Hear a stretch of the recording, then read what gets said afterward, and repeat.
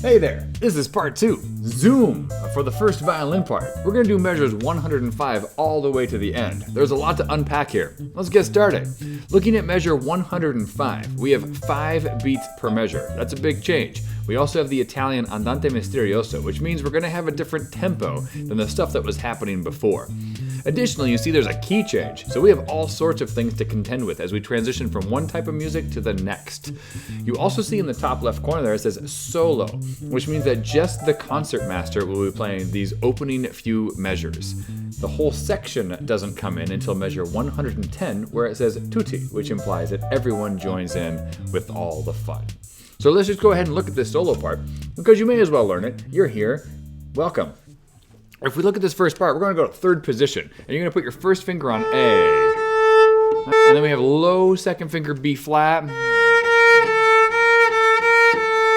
And then you're in third position, so that high D, that's fourth finger high D.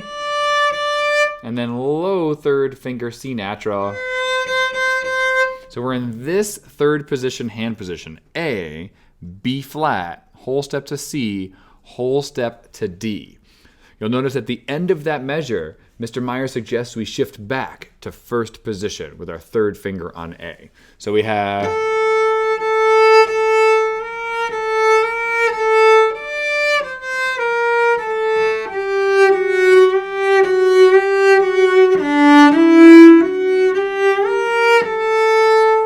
A couple of things to make sure we do. Musicians, our ears start to connect ourselves to key signatures. So even though this sounds minor, we have to make sure that we still play F sharps in measures 106 on the first beat, and then that F sharp carries through the entire measure because of the key signature. So we actually play 1, 2, 3, 4 F sharps in measure 106. So keep your eye on that. At the end of measure 106, you can do fourth finger B flat, or you can shift early and play second finger B flat. Most people won't recommend that you shift during a slur unless you're trying to make it a little bit more expressive sounding. But you're going to hear the shift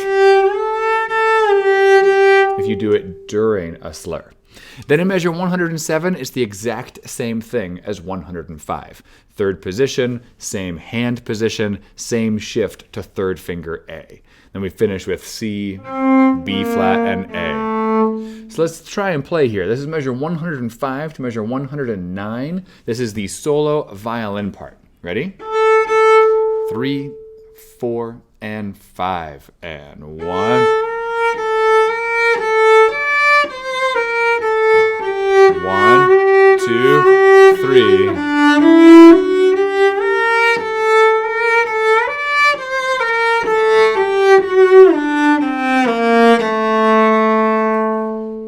Beautiful melody. I think all violins should learn it, regardless if they're sitting at the concertmaster. Then looking at 109, of course, you have 5 beats rest. It's a whole rest, which, because we have 5 beats per measure, that means you're counting 5 beats of silence in measure 109. Measure 110, you have this sort of beautiful, elegant music, and then you have these 16th notes, which can sometimes inspire us to play more quickly than necessary. So make sure that while you're counting your rests, you're subdividing 1E and 2E and 3E and 4E and 5E and 1E and 4E and 5E and 1E and 2E and 3E and 4E and 5E and 1E and 4, 5. So that way when you're subdividing, you're preparing for the music that's about to happen. So it's not randomly faster, it's precisely faster. Measure 113, now we're dealing with a divided part. So if you're sharing a stand, the inside person plays stems down and the outside person plays stems up. But let's go ahead and everyone go ahead and look at the outside part, because it's nice for all of us to practice shifting. So again, we go into third position. We put our second finger on B, and then we have our high third finger C sharp because of the key signature. So we have second finger B, and we have high C sharp. Okay. 4 and 5, and 1, 2, 3, 4, 5. And then we shift to first position, second finger on G sharp. And then we shift to G natural and F natural.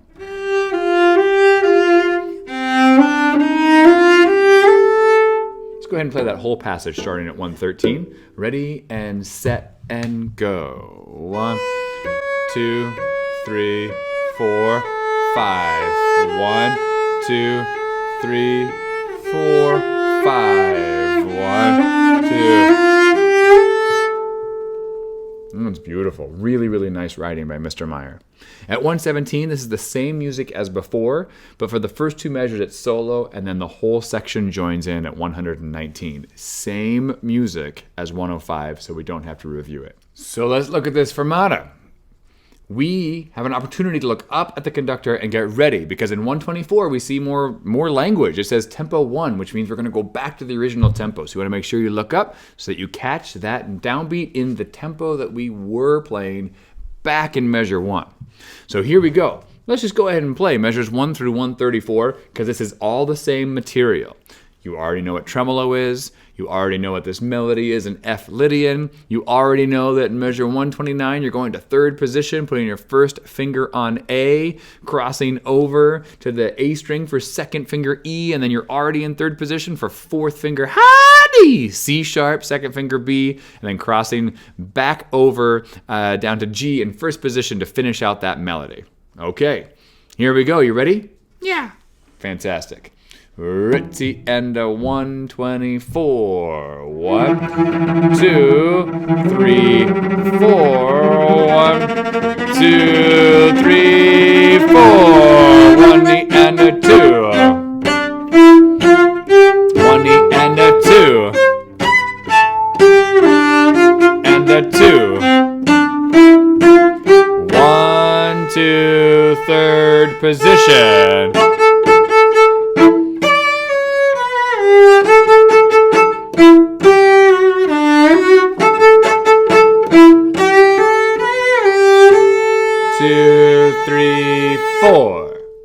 Okay, now at 134, we have a melody that we've seen before, but just as a reminder, when you have these 3-note slurs, a 1 E and a 2 E and a 3 E and a 4 E and a... Make sure you feel the energy moving through your arm as you go to the end of that slur. 1 E and a 2 E and a 3 E. It'll allow for that lilt to feel like you're moving forward. When we get to measure 135, again, we're going to third position, making sure we're on second finger B. And then we have fourth finger D, C sharp, B, A. One of the great things about this piece, you get a lot of third position and a lot of repetitions, and you get to think about which version of third position it is. Low 2, low 3, regular hand position that you're used to when you're in first position. So it's a really, really great piece for teaching third position. 137, no different than 134, same concept.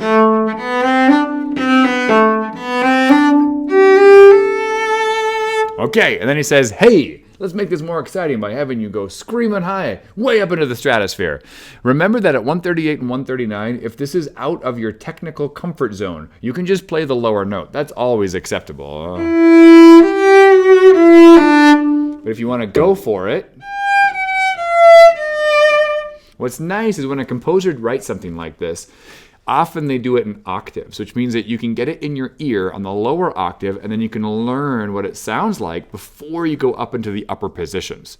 When you do go up to the upper positions, he suggests go ahead and put a second finger on your E harmonic, second finger, and then your fourth finger will fall on G because your third finger will fall on F sharp. So we have second finger E, third finger F sharp, and fourth finger G. Something to remember, if you're going to play the upper octave, keep your bow all the way by the bridge, because you have such a small amount of string to ring. To get a clear, good sound, that bow needs to be really close to the bridge. So enjoy, but feel free to play the lower octave. It's okay. Looking ahead, nothing new at 142, 143, or 144. We just have to make sure that we remember that, we just shift to either second position or just extend our fourth finger slightly to play that C natural in 144. Here's where the new stuff happens. At 145, it says più allegro, which means more faster. So really it's just all the same ideas, but we're just going to crank it up.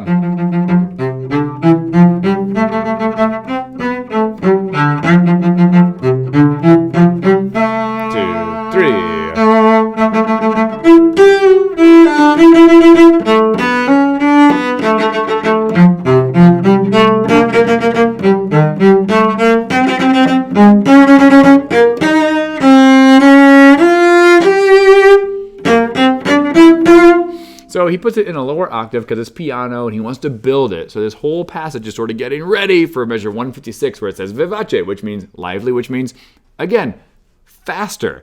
So this is all built to get us excited for this big, big, big conclusion. As you're working through, the notes that you might forget about are the low first finger B flats in 152, and then also just making sure that we play A flat in 153, which is the same as a G sharp, and D flat, which is the same as a C sharp. So just make sure you have your tuner out. These are notes we don't see as often, and you want to make sure that you're right in the center of those notes because you're probably going to throw down a different finger than you're used to playing in that part of the fingerboard, which means you're probably going to be a little bit out of tune until you get comfortable with the hand frame and what it feels like in your ear. So then 156, same music. Kinda, right? You can hear it's the same theme. He's still enjoying Lydian, he's still got high fourth finger Bs, but then now he throws you up into third position.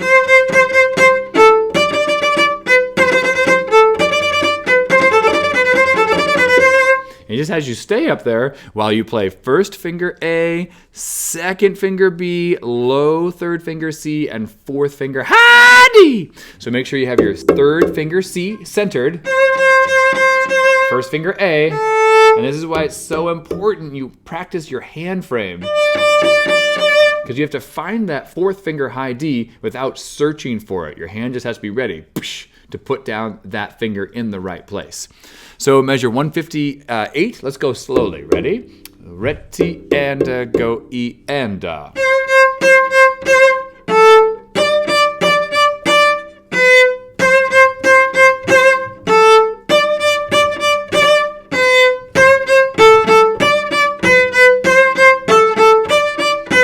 One, two. 3 E and 4 E and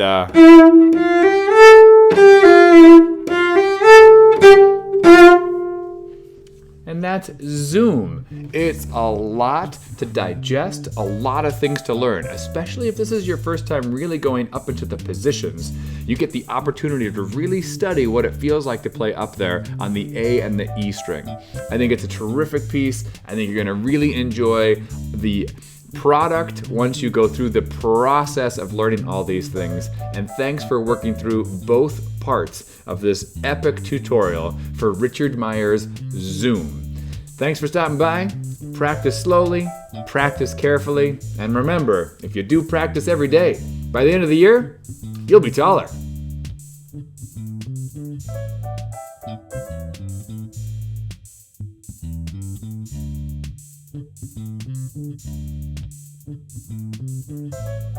Thank you.